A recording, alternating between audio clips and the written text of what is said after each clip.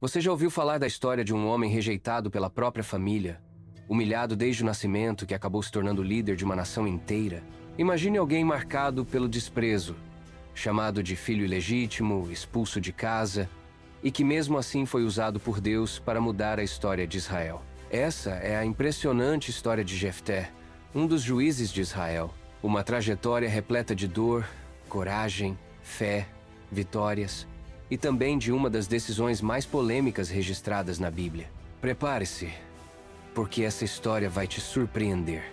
Naquela época, Israel vivia sob o sistema dos juízes. Não havia reis nem governo humano centralizado. Era o próprio Deus quem levantava homens e mulheres para liderar o povo em tempos de crise. Foi nesse período turbulento que surge Jefté. A Bíblia o descreve como um homem valente e guerreiro, mas sua vida começou marcada por dificuldades. Ele nasceu em Gileade, filho de um homem chamado Gileade, mas sua mãe era uma prostituta. Esse detalhe fez toda a diferença em sua vida. Por ser considerado filho ilegítimo, Jefté foi rejeitado pelos próprios irmãos. Eles o expulsaram de casa, tirando dele qualquer direito à herança. Jefté então precisou abandonar sua família e buscar refúgio em Tobi, uma região afastada. Ali passou a ser seguido por homens marginalizados, pessoas rejeitadas, fora da lei, que formaram uma espécie de grupo de guerreiros ao seu lado.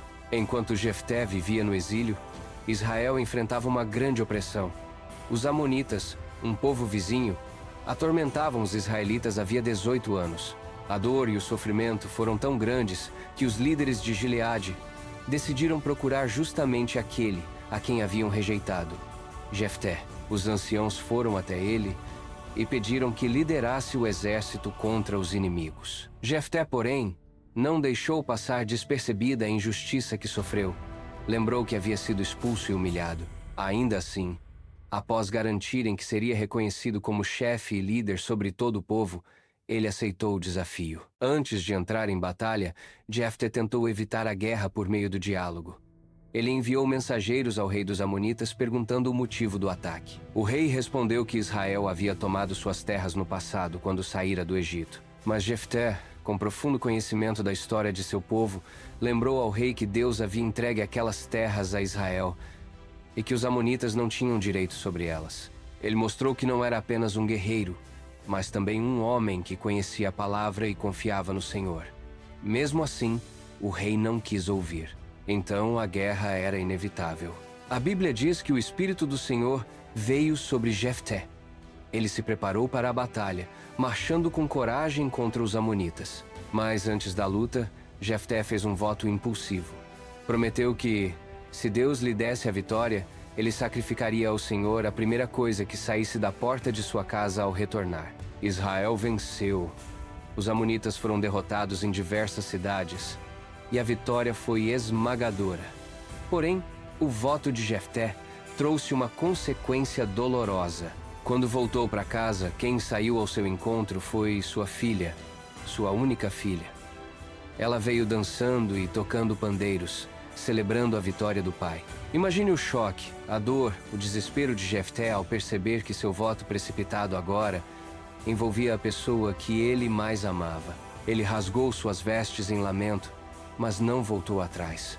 Sua filha, com uma fé impressionante, aceitou o destino, pedindo apenas um tempo para chorar sua vida entre as montanhas. Até hoje, estudiosos discutem o que aconteceu.